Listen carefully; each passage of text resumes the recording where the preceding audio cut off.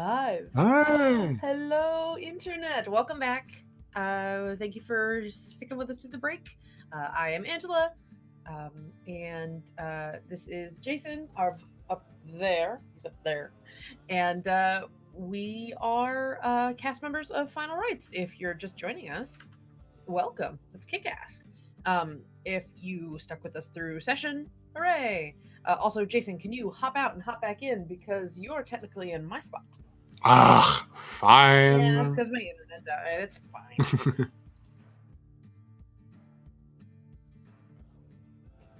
There we There we go. are. Now we're in the right spots and you can see us. Yeah. That's good. All right, so we are, as we did previous weeks, going to be talking a little bit about World Anvil and working in the application to build out the world of Final Rites.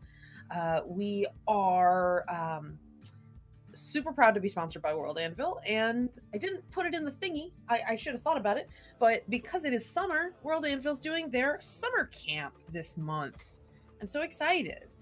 It's a 30-day competition to write and get inspired for your world building.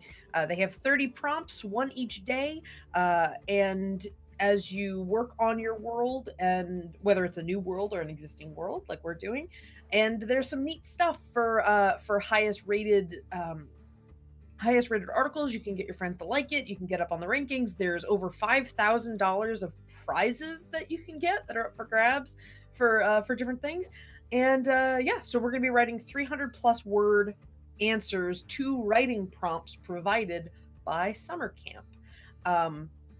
Just for the record, though, it's not in order, Jason. We don't have to write it in order if we don't want to. So if a particular one inspires you, we can work on that one first. Let me pull it up. Ah. Yeah, summer camp, so pretty. Yes. All right. So there are a ton of writing prompts that we can play around with, and I'm very curious if any of them in particular strike your fancy, Jason, or if you were thinking about the ones we had discussed before, and we can just work on those. Well, just as a quick rundown, I think it would be interesting to just see what the prompts are generally about and Sure. sort of how they function. So obviously, taking it line by line, you've got describe a lush and fertile location in your world. You write about an important plant in your world, what it's used for. You describe settlements that are famous or infamous for its industrial activities, ceremonial buildings, inhospitable areas, natural landmarks, just these wonderful little prompts that add character and color to the world. Even going down, you have specific things about influential women in your world, what they achieved, common idioms and sayings. I think you mean our cast, but that's fine. Well, I mean, it's just one of those things. Writing about typical housing or dwellings within one of your cultures or countries. Just, I really do appreciate that World Anvil generally just encourages this type of world building, even if it doesn't necessarily seem to translate. It's a very good exercise to just look at one of these things and think, how does this fit within my world? Have I given thought to, I don't know, the physical condition associated with old age in the world? Have I thought about culinary traditions that are unique to a particular group within the world? It's like, it's very, very wonderful to have these sorts of bits, and especially for the Final Rites, it's very interesting to have these sorts of prompts because they lead to alternative kind of interpretations. I mean, considering that the Final Rites is a ship, it is an entity, it is not it is a world in and of itself, but there's more to it that I think we can more clearly communicate with these sorts of things being brought to mind. As it stands, I think it's just nice to have a little bit of a discussion concerning the prompts that we discussed a little bit earlier this week. So we looked at them in order. So the first two prompts on the list were two that kind of struck our fancy when we were talking about them. At least at first, we were really going to hang around for maybe 45 minutes or so. We're going to talk about a lush and fertile location in our world, and about an important plant in our world and what it is used for. So let's get talking. Which one do you want to work on first, Jason? You want to work on the lush and fertile location first? Yeah, let's go ahead and go with a wide plethora, then and then hopefully be able to clarify as time goes on. Cool. All right, so let's just work on a new article. Yeah, well, why not? Go to a dashboard. Which, oh yeah, by the way, you can get 30% off a World Anvil membership right now. It is very, very cool, so you should check them out at worldanvil.com. Light up the forge. So I'm going to go to my worlds. Going to go down to Final Rites. And we've got our screen here. So what would we consider this particular... this would be a location. I would think so. A lush and fertile location aboard the Final Rites. Okay. What are our options here? Profession. Yeah, help me if you see it. Yep, just looking around. Myth, legend, material, geography. It probably would be geography because it would be a place. I would say so. Galaxies, solar systems, planets, valleys, all geographic locations. Given what we described, I would say that would be a geographic location aboard the Rites. Alrighty. So let's work. I was able to get it to prompt. What I will say, when you hit the prompt, it automatically opened a geographic location article. Hey! They knew what they were doing. What a surprise! It's almost like this is their job. Alrighty, so let us. I mean, we're thankful for the work that you do. All right. Always. Alrighty, so let's talk about this. So we are discussing Succulent's storage closet. Is that or his pantry? Succulent's pantry sounds like a culinary version of Victoria's Secret. Yeah, about that. Yeah. I actually appreciate that sort of dual thing. So, Succulent's Pantry, yes. All right. So, this is just a real quick overview. This is a geographic location article.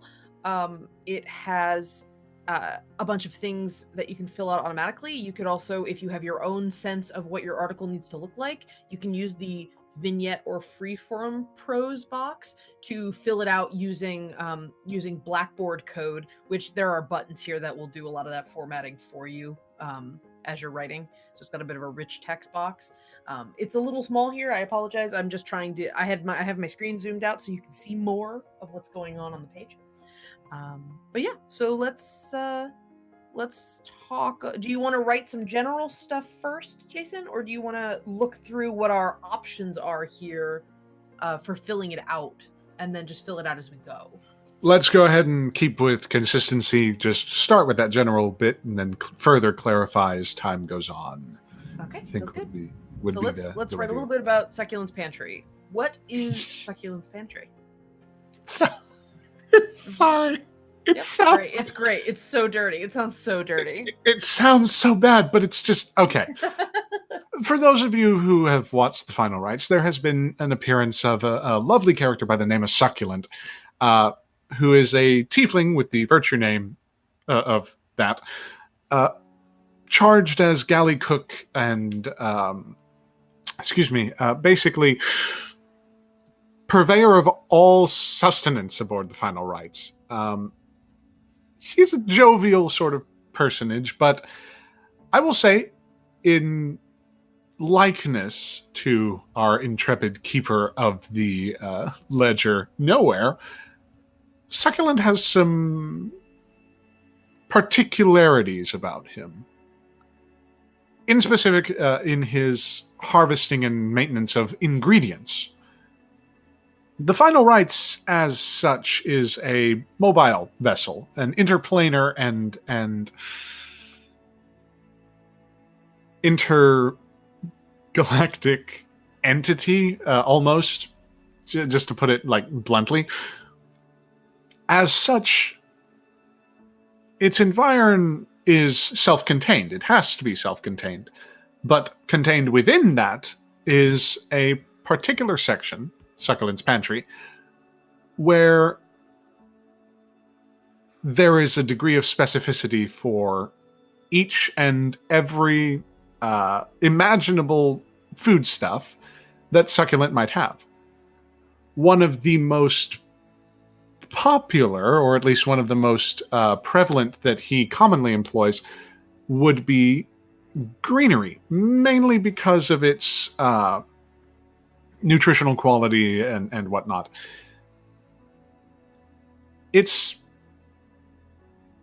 erroneous to simply call it a pantry, obviously, given that its complicated nature lends itself to further classification. You see, he coordinated with the predecessor to Eamon Gallow Dodger, the Keeper of the Engines, to devise an artifice by which a veritable menagerie of plants and other sorts of greenery might be kept and maintained throughout the rigors of interplanar travel, and indeed whereby he might expand to include various bits of flora and perhaps fauna that they come across that Succulent deemed to be pardon, savory enough to include in future dishes, so that Succulent might have more strict control concerning the foodstuffs of the rites. He's to say that he's eccentric, at least when it comes to the flavor combinations that he's usually put forth. That would be an understatement. So, the pantry itself acts as its own veritable, lush and verdant location, simply because of the amount of fresh ingredients and fauna that he usually keeps. It's sort of like if somebody took an industrial agricultural farm and condensed it into about I'd say about a 24 by 24 space aboard the rites. And then on top of that, you regularly introduced a number of esoteric ingredients I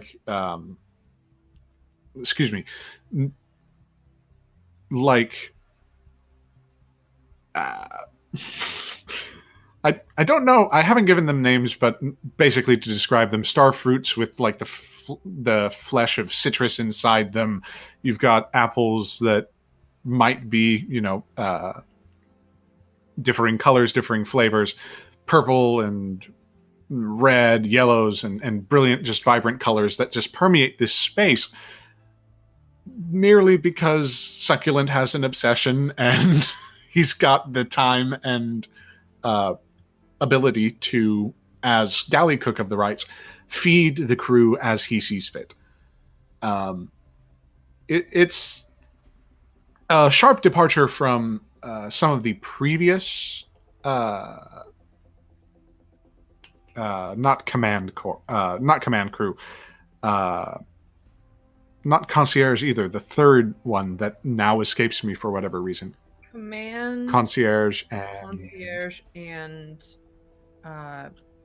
we hold on. We can find out. Oh, we can find out by looking aboard our Final world. Rites and Final Rites. Public page. Oh, that's for the game. And that's us. Right there. Yes, hello. You can see. Oh God, recursive. Recursive. Hurry. The crew. Command conservation. Conservation. There it is. Concierge. So we have I'll just keep this up in case we need it. As a member, not equal to conservation crew, he's slotted within concierge, but his portion of responsibility is most fervently attached, as again the office of Galley Cook is something that is necessary. You can't have a sort of crew that runs around with an empty stomach. It must always operate at peak capacity, and in order to do that, hey, even demons and devils admit you gotta feed people. Outside of the Final Rites, it's not that there is no greenery. Obviously, there are sort of aesthetically pleasing plants that can permeate certain spaces aboard certain high rollers and the like. And indeed, there are perhaps abilities to have themed parties where verdant greenery might be necessary. The majority of it is very industrial, less accommodating to such verdant vistas. And as such, by just pure nature of existing, I think, Succulent's Pantry. Yep. Succulent's Pantry, yeah. I agreed to this. Yep. I agreed to this at the start. So Succulent's Pantry would probably be the most verdant and not full. That's fertile. Do it. The most verdant and fertile portion of the It's rites. part of the prompt. Lush and fertile. Yeah, no, I can just that's how I'll justify Pantry is lush and fertile. Yeah, exactly. So God, I want to write that, but I'm holding it back. I'm resisting the urge. We'll resist the urge. We'll shove it in. Nope. We'll shove it in Succulent's Pantry. No. Yep. Okay. How about this? Let me show you what I have. And we'll talk after. Okay. So. All right. Go ahead. Read as you so desire. The Succulent's Pantry. The storage room of Galley Cook Succulent, where food and drink stores are kept for crew and passenger meals on board the Final Rites.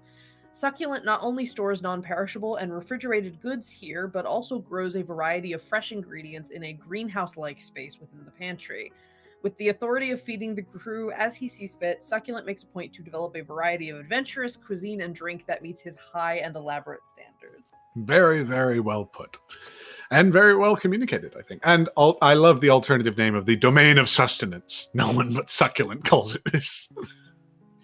Thank you to Charlie Horseman. Oh, yes. Horseman or Charlie Horseman? I'm not Charlie sure Horseman? what the pronunciation. Yeah. It's and Charlie Horseman is an ex-Royal Navy person, so Galley has basic food, but sauces have a magical effect on it. Final Rites acts as it's a mix between a military vessel and a almost like we've joked about calling it a cruise ship, but it does have that element of entertainment and wanting to create a almost special experience for the passengers on board, especially since not only is the Rites transporting like military personnel, but they might also be transporting diplomats, people who are using this neutral ground as a meeting place, and just as common. I don't know if it's required. Like, I don't know if they're just going to fuck off, go somewhere else if Final Rites isn't really nice, or if it's just a matter of, they have chosen to establish this location, and therefore it is required that we meet a certain level of luxury on this ship because of the people who have established it. Yes, I will say that within the context of the Blood War, which is the eternal war that rages between devils and demons, as we all know. As you do. As you do. In the context of that, there are not a lot of opportunities to meet on neutral ground. And what little opportunities are afforded, like, I believe it's the plane of the Lady of Pain, it's sort of in like a donut-shaped city of absolute neutrality on the plane of absolute neutrality, which is very restrictive and not very, shall we say, accommodating to the more mischievous sides of devilish or demonic magics. Final Rites serves as the meeting point for a hell of a lot of people. Mhm. And so, given that it's such a unique opportunity that the sponsors have sort of seized upon, the sponsors being the mysterious unseen forces which ensure that the rights is within proper, maintenance and captaining and what have you. Given that it's such a unique opportunity, the sponsors definitely want to communicate that, hey, this is not only a very, very unique opportunity, it's also something that can serve to maybe butter up a few weary adventurers who are looking to get something done a little bit more quickly or whatnot. So it's very much in the spirit of that, as you said, keep them entertained, keep them happy with circumstances as they surround them, even as you have, again, those sort of military personnel who are using it as a retreat to take a breather from the blood war, which, yeah, sometimes it works, sometimes it doesn't, but either way, the ship has to roll on. So, yeah. So let's circle back. All right, so that's a really basic description of the location. If you would like, we can go through some of the other options. We can fill it out a little bit based on just, honestly, what's really neat is there's prompts to be found within the articles. There's such a thorough listing of categories of topic you can put into this article that you might end up realizing, oh, I didn't think about that. I should actually consider that as a detail I put in. Well, let's go ahead and look through a couple. Yeah, why not? All right. So, location type. Let's see what our options are. So there's like literal geographic locations. Let's see. I would not personally describe it as a cove or a fjord, but let's see what they might have. Let's see what our options are. Because we're kind of playing a little bit with the definition.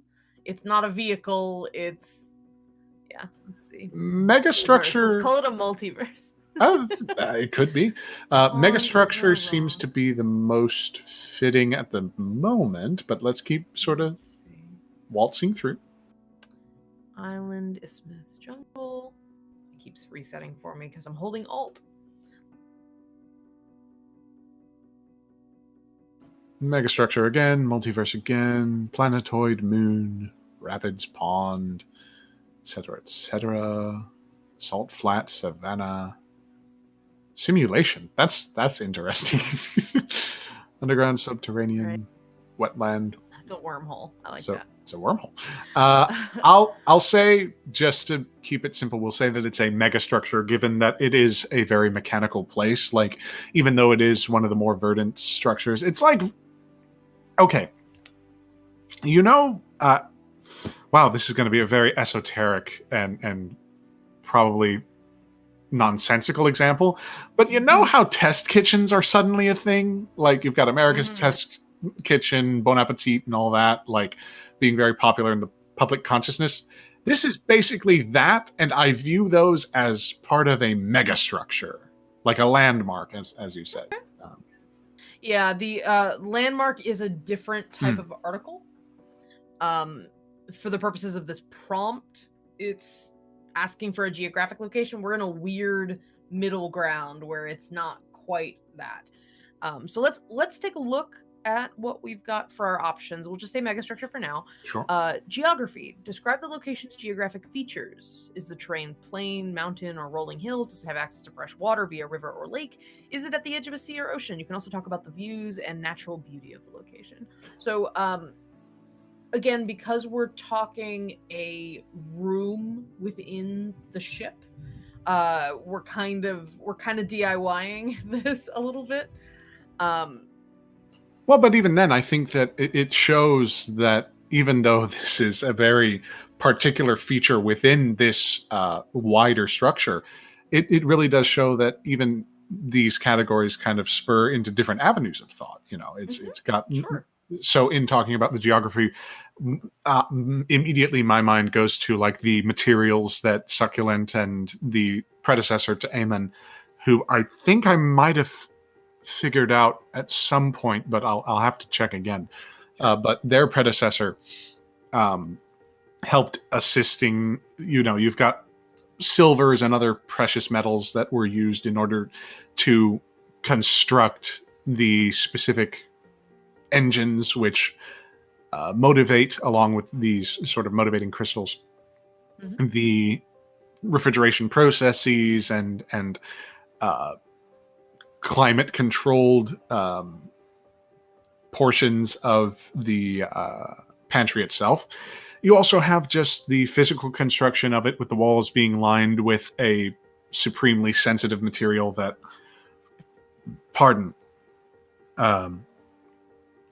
generally just lends itself to a environ that can be variable. So if you've got basically a desert plant growing in the middle of like a verdant field of wheat or barley, how does that visually translate? So like you said you were dealing with like let me actually clarify here. So you said it was about a 24 by 24 foot. Like the whole space is about that big? Yeah, about that. To be perfectly honest, it can be modified to be larger. But yeah, as Mr. Horseman put out, it's sort of like a hive world where you've got different levels of attention devoted to the ingredients. You have the more common that are just taking up a little bit more space simply due to their importance to regular meals. Staples like potatoes and greenery and the like. Whereas the more esoteric or hard to contain ingredients might be situated in smaller vats amidst these larger sort of storage rooms, or storage spaces, I should say. But again, the feel of it is not that sort of clinical, like industrial, open refrigeration unit and you get a few sad, carrots and whatnot. There really is a sense of this verdant life that is sort of buzzing about it. Obviously, with Succulent being as particular as it is, he might have been crazy enough to import bits of the local planar insect life so that the pollination processes continue as normal and that there's no real issue or so there's bugs. You're telling me there's bugs. There could be bugs. There might be bugs. You don't know. You've not been there yet, Question, just from a descriptive standpoint. Sure. I'm looking for pictures to kind of capture what's going on with this place. And, I looked up greenhouse just for the sake of it. Is there any sense of natural light being manufactured for this space to allow for growth? Or is it lamps? Are we talking like an underground lamp sort of situation? Does it look like a pot room, or does it look like a greenhouse? It looks like a greenhouse. I'll say it looks like a greenhouse. I kind of love the idea of like frosted glass, but then there's this light emanating from it. So it's almost like always a warm, sunny afternoon in this place. Well, where it needs to be. Yeah. And obviously there are different light temperatures that are associated. Like, say, there might be a subterranean plant that only grows in specific circumstances with this specific soil. Succulent would be one of those persons who would say, okay, get me somebody who can build me this sort of contraption that simulates these exact set of circumstances because, this particular ingredient is essential now because I like it so much.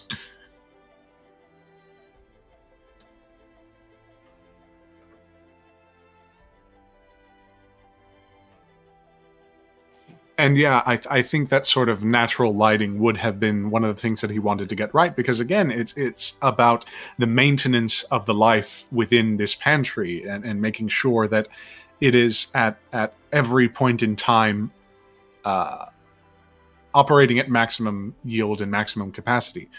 I might even go so far as to say that he himself has enchanted or employs a gaggle of druids in order to monitor the sort of circumstances of this pantry, just to ensure that, hey, everything's going according to specification, boss. Like, it would be sort of the bounds of his power as Galley Cook, having people actually work under him, but because the meals are so agreeable to most of the command crew, they allow him to get away with just that little bit more than what was presupposed by previous Galley Cooks. Are there vaulted ceilings?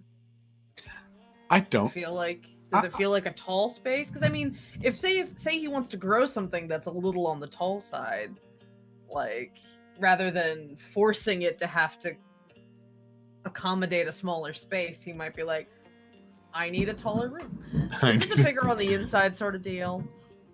I think he would be mad enough to coordinate with the artificer and see if there's a little bit of something that could do. You made a... Oh my god. The pantry is an extra planar dimension, basically. I mean, there's a reason that Succulent's I'm the down cook. for it. I'm 100% down. Exactly. I mean, I'll say that he's got more eccentricity than he's maybe demonstrated in game through the absolutely terrifying meals that Nowhere eats in comparison to some of the crew. Yeah, I think that there would be that sense of like, hang on, this is supposed to be contained within a 24 by 24 space? Yeah. Apparently.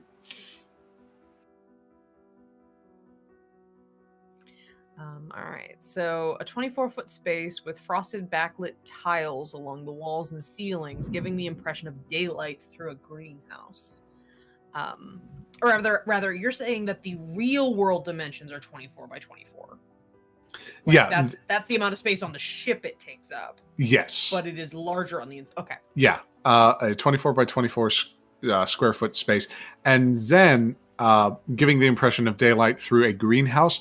I will say again, there will be those certain portions that are darkened for like subterranean ingredients and the like. So with the variable nature of the lights being what they are, he's able to more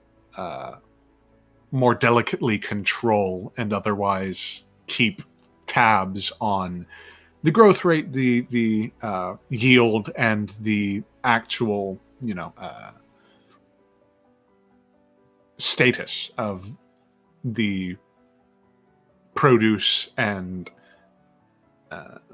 ingredients that he employs and draws upon every once in a while. There are specialized areas where light is delicately controlled for plant life that requires darkness or more subdued amounts of sunlight in order to thrive. You got it. That's it.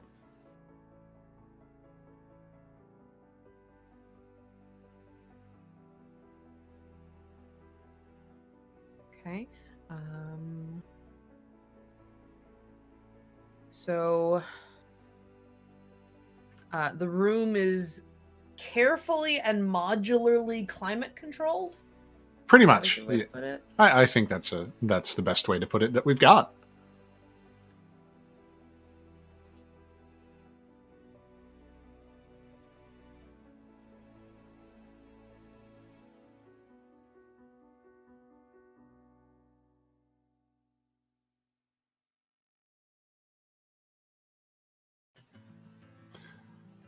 Accommodate. What a beautiful word. The English language. It's a pain in the butt for me to spell. Yeah.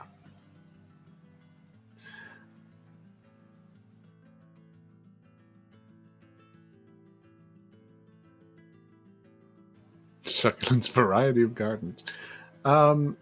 Yeah. Then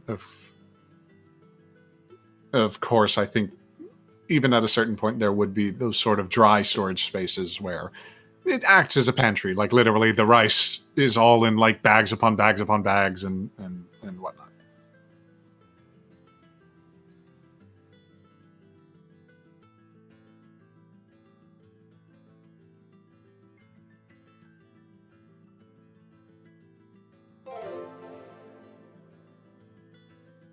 We have a thing. Thank you. Thank you, Charlie Horseman. Thank you for the follow. Hey! We hope to see you again. We hope to see you continue to hang out with us. We're finding that we are really enjoying this sort of. We're finding that we're really enjoying this sort of content, me and Jason, because it's getting us to actually think about the world, and also, you know, fills time when we have shortened episodes or something like today. So awesome. Thank you.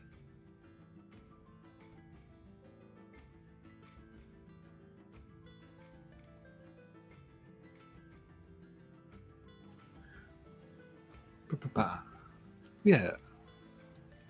It's always good to sort of have a good think about the world that you're inhabiting, not only because it's something of a creative exercise on your part, but it also helps clarify specifics of the world, again, that you may not have considered. So it really is just a good exercise to take upon yourselves, and World Anvil makes those exercises even easier, especially during the summer camp, and especially now that they've been really continuing to just bolster and hammer home the variability offered, what with not only World Anvil, just the surface itself, but heroes as well, to where you can actually control D&D characters or other sort of systems that you can keep track of their accomplishments, their roles in, if you're doing it from a campaign sort of standpoint, and really just kind of interact with your world in a more visceral way that I think, again, for the price of, I don't know, a souvenir magnet a month, it's just one of those things that this you can... is my new favorite thing. And I don't think canon makers are aware that we're doing this, but that idea of every time you mention the subscriptions, pick another little tiny thing that it's cheaper than. Yeah, again, cost of fan. a souvenir magnet a month. You can a very nice souvenir magnet, I should say.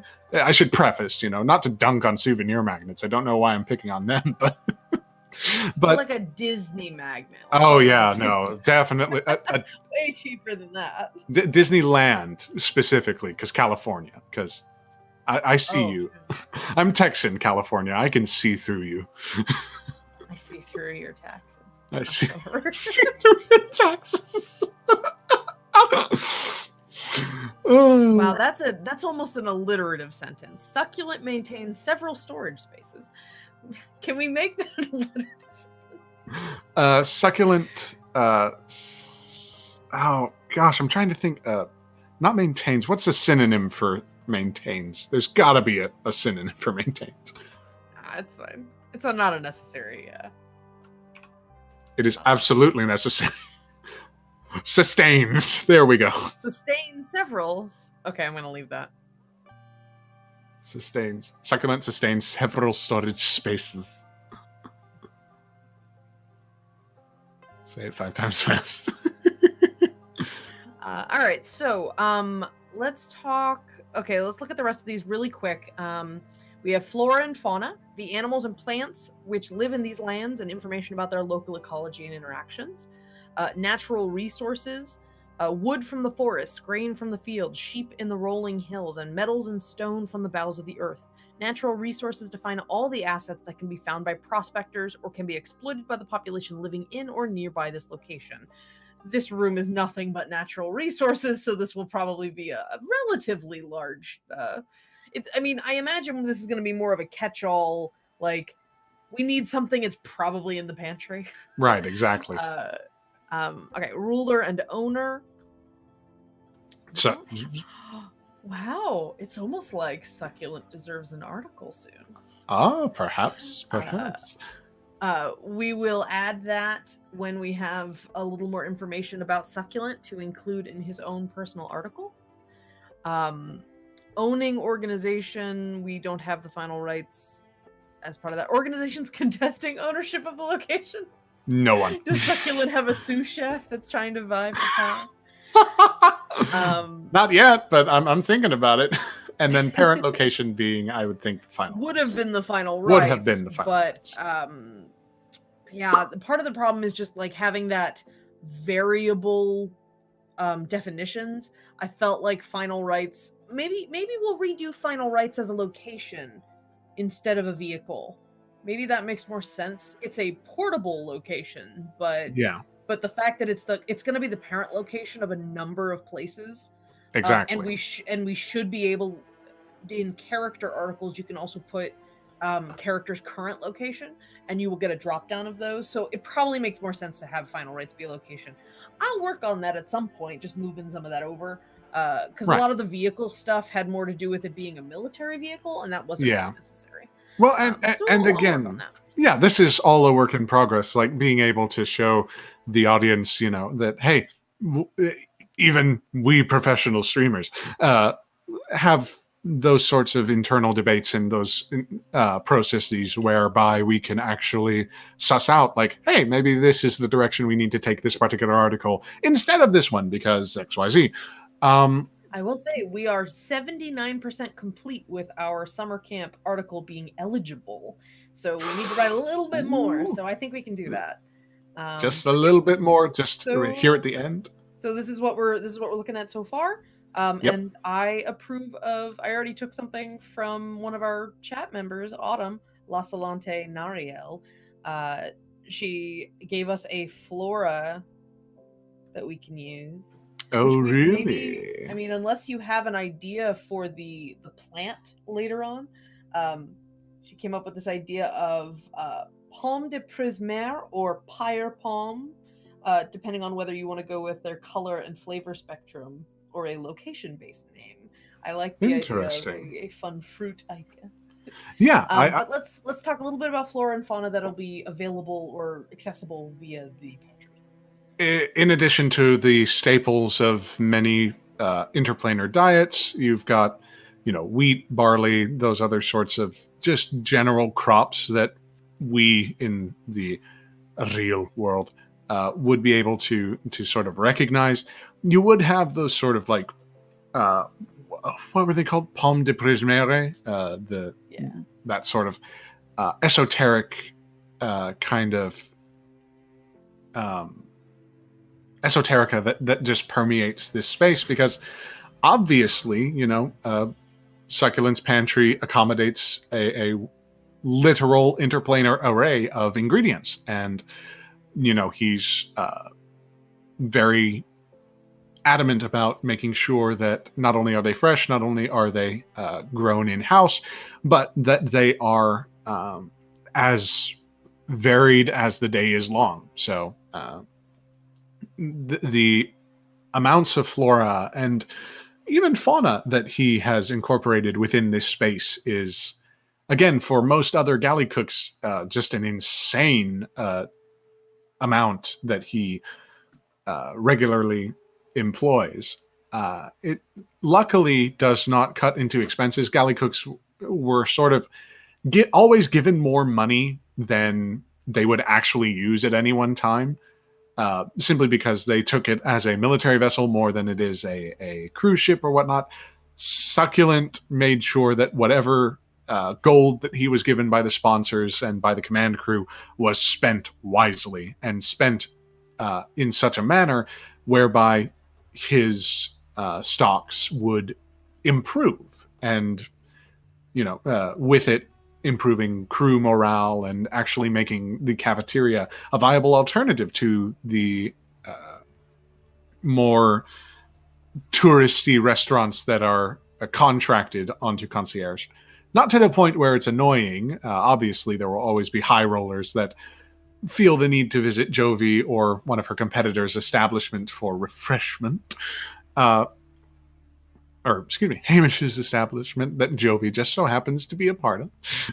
But We're associates. nevertheless, Succulent has made a mountain of this molehill, and he will defend it with his dying breath, basically. In terms of, and I saw you delete that alcohol. In terms it's there. I just made it more fun. Yes. I would say that there would be certain spirits and liqueurs that he regularly uses. However, he is not the place where you go to get drunk. Like, he's the place where you get like bourbon shrimp or something like that. Like, yeah, nothing too, shall we say, luxurious about his cocktails. He's no mixologist, but he does his best. I will say, mixology is not necessarily the skill of creating alcohol. It is the skill of understanding what specialty ingredients can be combined in order to create the best outcome and production of alcohol. So, I mean, heck, if there's rot gut, there's probably a good use for it somewhere in, or like homemade vodka with like fey tubers that he's got growing in the dirt somewhere. Fey tubers. Alrighty, yeah. Right, so what I'm thinking is I'm imagining this from like a DM perspective. Forgive me. Walking into a sort of enchanted greenhouse space, you would probably have, as I said, sort of like trees or shrubbery could potentially be grown there. Ground growth vegetables, things that are, just like a watermelon would grow on the ground, or like peppers and different vegetables that grow on plants. You'd have underground growth stuff underneath that. I imagine he's very careful about how he grows things so that you can do that nice different elevation, like efficient use of the space. Right, that kind of tessellated design where it's not just sort of like shelf with shelf with shelf, but there's a sort of logic that follows it. Yeah, I like a natural logic of understanding what plants are gonna put nitrogen back into the soil that will help this other thing grow that's right next to it, so that they kind of reinforce each other, and it makes less work for him if he understands that stuff, or if he has access to somebody who understands that stuff. It can be very well constructed. Yeah. Maybe even like lattices or something for things that grow up in vines. Maybe.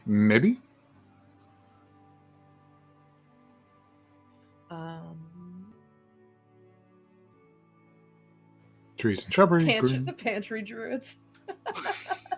I like Circle of the Pantry. Only deal with edible plants. Yes. Nothing else.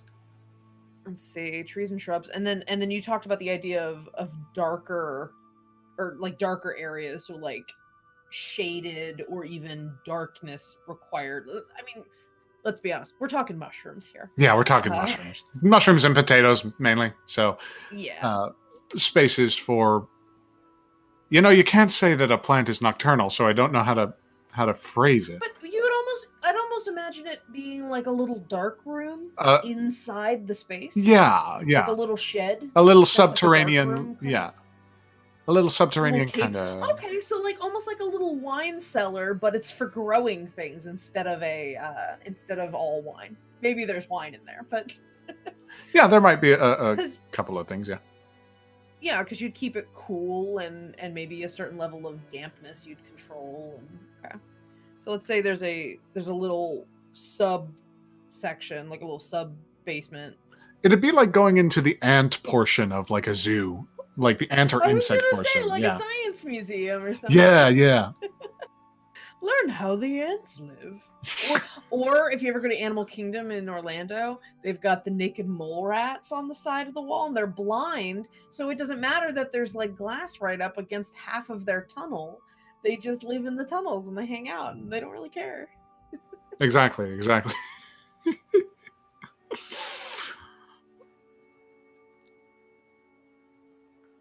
What we're saying is Succulent is sort of Disney adjacent. He's the most Disney adjacent thing on this fucking boat.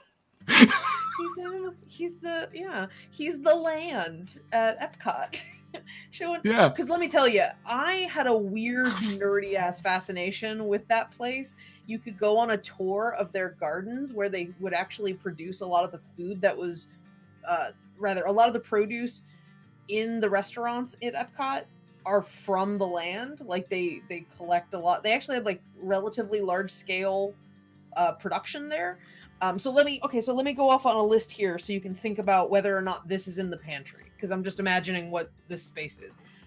So they have, so maybe not hydroponic stuff, but they had lots of different alternative growth systems, like ways to combine way more stuff in one place. When you don't have to worry about dirt, you can stack stuff way closer and get a much more efficient use of space.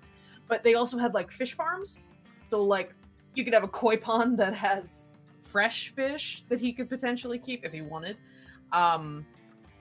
So like, yeah, growing aquatic animal as produce sort of stuff.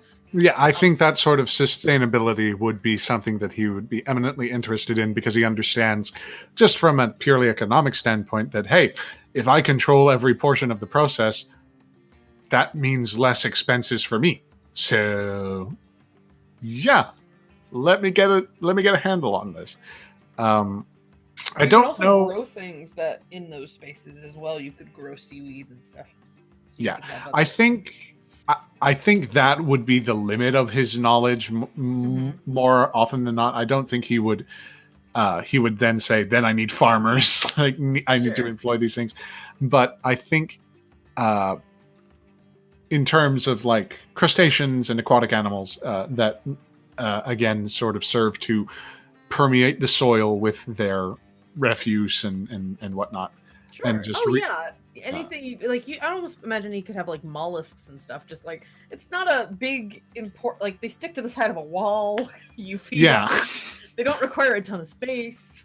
There's one particular druid that came from like a coastal plain, and it was like, hey, do you mind if I just bring along some of these? Succulent had no idea what to do. Just peels them off. Yeah, sure. I've been really trying to master Matthew Mercer's cork out of a bottle noise. He makes an incredible one that's got that suction, but also the thump noise. Yeah. Can't do it yet, but it's what I imagine a large mollusk being peeled off a wall would sound like. Yeah, something like that. It's that unpleasant. Apologies to all with misophonia. Man. So sorry. or watching YouTube. But yeah, no, I think after this we can probably start to winding down, because I think it might be. Yeah, let me finish putting this into a list. Yeah.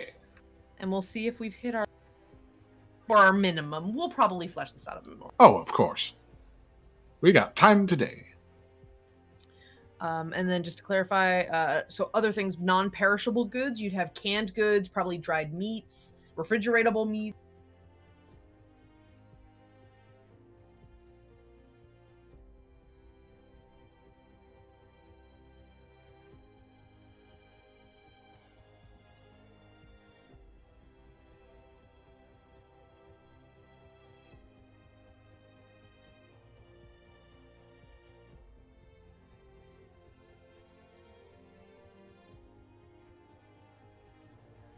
Save changes.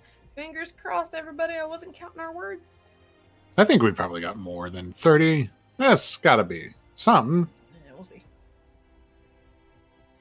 The moment to refresh. 2 hours later.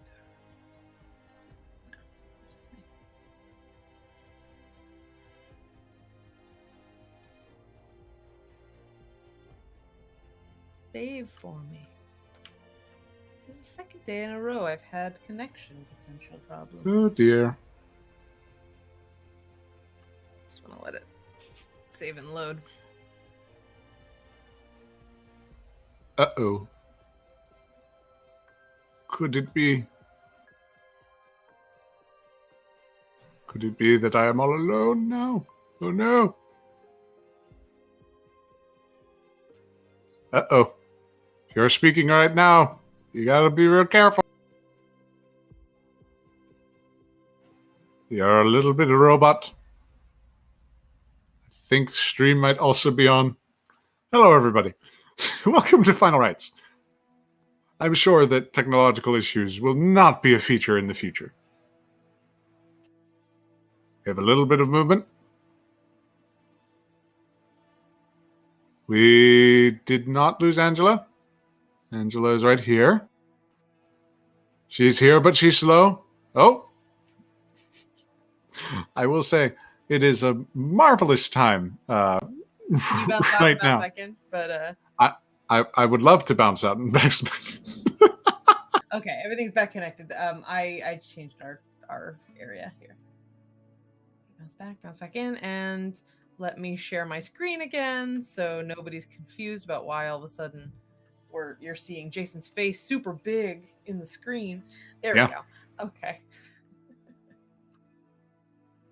We're probably a little delayed, but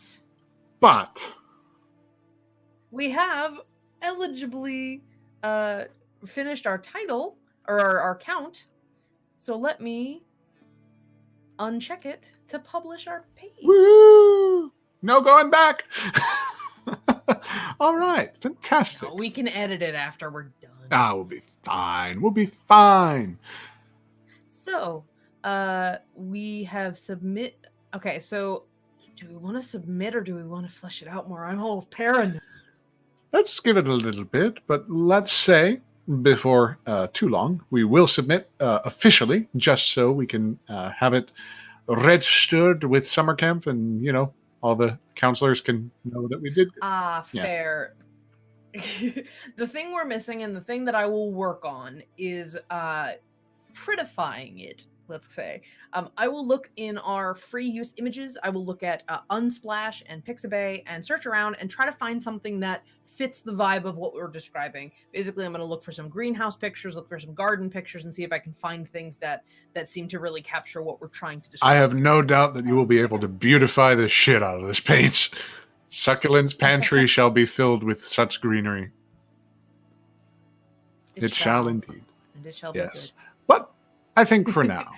Alrighty. But yes, thank you all so much for watching. Once again, we are the part of the cast, half the cast of Final Rites. I'm Angela, I play Jovie, and Jason is our delightful DM. We are sponsored by World Anvil. They are an incredible world building resource, one of the most robust on the internet today that you can access for free if you would like to try it out. You can find it at worldanvil.com. They currently have a couple more days left on their 30% off sale of all their guild memberships. So if you really, really like it and you want to try it out, some of their customization options and all the neat features that World Anvil's premier their guild memberships get access to, you should take a look, and you should definitely do it soon so you can get that 30% off, which is an amazing little savings on that. That's like 30% off that Disney World pin that we said it was cheaper than. Disneyland, we know you, Disneyland. California. Sorry. But yeah, so we'll finish up the article. We'll post it out. If you want to follow us on Twitter, it works. You can follow us on Twitter at Final Rites RPG. I'm so happy we have these codes that worked out now. You can click right there. Follow us. We'll post when the article's up. We'll talk to World Anvil, and we'll see if they can get a signal boost or something. I don't know. But we are putting our hats in the ring as some of the things for summer camp, which is going to be going all through the month of July. 30 days, 30 prompts, 300 words a prompt. And we'll see how many we get done. I think it'll be a fun little exercise to get a little bit of information for the world that we're creating. Absolutely.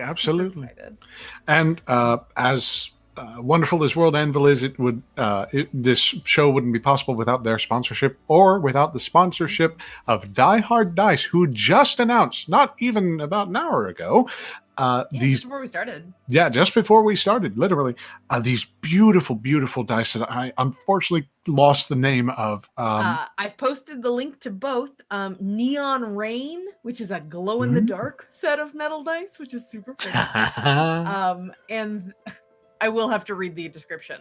The soft and saturated haze of diffused colored lights flicker behind a curtain of evening drizzle. A lonely sax leaks out of the jazzy hole in the wall across the street, mimicking the sullen sky.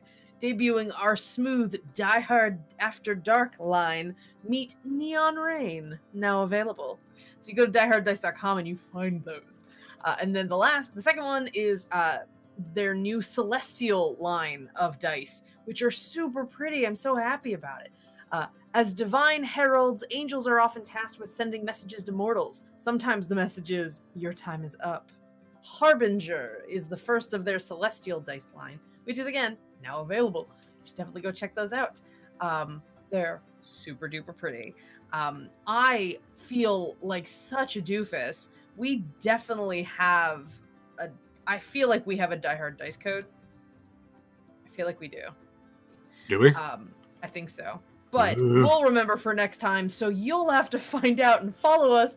Next game is going to be on the 16th, July. Tuesdays from now.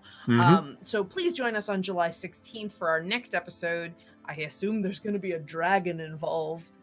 Our official game of Final Rites.